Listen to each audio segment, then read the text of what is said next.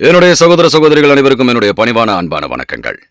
ஒரு பெரிய ஆன்மீக குரு கிட்ட பாடம் கேட்கறதுக்காக இளம் வயசு கொண்ட சீடன் ஒருத்தன் வந்தான். குரு அவனுக்கு அவரோட பாணியில பாடம் நடத்தினாரு. இருக்கை ஓசை தெரியுமாப்பா அப்படின்னு கேட்டாரு. தெரியும் சுவாமி அப்படின்னு சொன்னான் சீடன். சரி அப்படின்னா எங்க காட்டு பார்க்கலாம் அப்படின்னும் பொழுது சீடன் தன்னோட 2 கைகளையும் தட்டி ஓசையை எழுப்பி காட்டினான். ரொம்ப சரிப்பா, இப்போ ஒரு கை ஓசையை காட்டு பார்க்கலாம் அப்படின்னு குருநாதர் கேட்டாரு. ஒரு கை ஓசை எப்படி காட்டுறது? சீடனுக்கு தெரியல.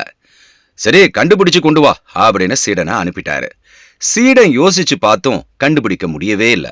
கடைசியில ஒரு கையால வாசிக்கிற இசைக்கருவி உன்னோட இசைய கேட்டான். இதுவா தான் இருக்க முடியும்னு நினைச்சு குரு கிட்ட வந்து தன்னோட கண்டுபிடிப்ப சொன்னான்.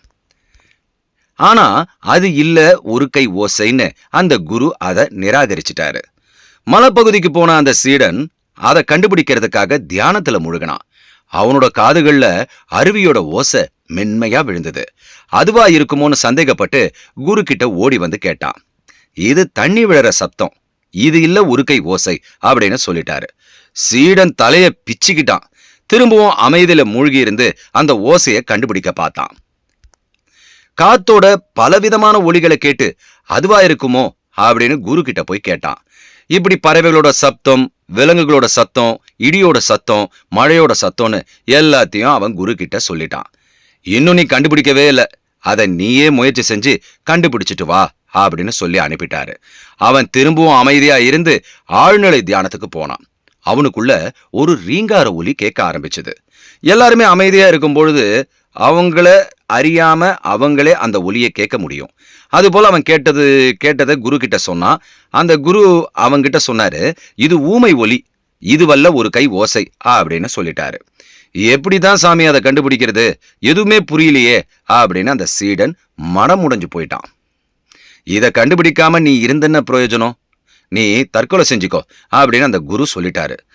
தொய்ந்து போன மனநிலையோட அந்த சீடன் எதுவும் செய்யாம உட்கார்ந்துட்டான். இப்போ அது அவனுக்கு தெரிஞ்சிடுச்சு. சும்மா உட்காரும்போது அதை அவன் கண்டுபிடிச்சிட்டான். அவன் குரு கிட்ட போனான். தனக்கு நேர்ந்ததை கூறி இதுவான அவன் கேட்கவே இல்லை. தெரிஞ்சுக்கிட்ட குருவேன்னு மட்டும் சொல்லி அவர்கிட்ட சிரிச்சுக்கிட்டு நின்னான். அப்படி அவன் கண்டுபிடிச்சது என்ன? ஒரு கை ஓசைன்றது என்ன? எல்லா நிகழ்வுகளையும் அது போக்குல இயங்க விடுறது தான் ஒரு கை ஓசை. நம்மளுடைய பங்களிப்பு எதுவும் இல்லாம எல்லாத்தையும் அது போக்குல இயங்குற நிலைதான் அந்த நிலை. அதுதான் ஒரு கை ஓசையா உருவகப்படுத்துறாங்க. மக்களே, ஒரு கை ஓசை என்பது என்னன்னா, நம்ம வாழ்க்கையில நடக்கிற எல்லா செயல்களையும் எதிர்நீச்சல் போடாமல் இது எனக்கு தேவை, இது எனக்கு தேவையில்லைன்னு சொல்லாம அதை வெறும் சாட்சித்தன்மையாக கவனிக்கும் பொழுது இந்த ஒரு கை ஓசை நமக்குள் நிகழ ஆரம்பிக்கிறது. இந்த ஒரு கை ஓசை என்பது சாட்சித்தன்மையாகிறது. இப்போ இது போல நாம இருக்கும் பொழுது ஞான நிலை நமக்குள் தானாக வாய்க்கும். அதற்கு நாம் பக்குவம் பெற்று விடுவோம். உதாரணத்துக்கு குழந்தையா இருக்கும் பொழுது நமக்கு நடந்த செயல்கள் எல்லாம் பெருசா நம்ம நினைச்சிட்டு இருப்போம். இளைஞனா இருக்கும் பொழுது நமக்கு நடந்ததெல்லாம் பெருசா நினைச்சிட்டு இருப்போம். ஆனா அதையெல்லாம் கடந்து போய் இந்த வயதிற்கு நாம் வந்து விட்டோம். சோ எல்லாமும் கடந்து போகும் என்கிற நிலைதான் ஒரு கை ஓசை. நன்றி, வணக்கம், ஜெய் ஹிந்த்.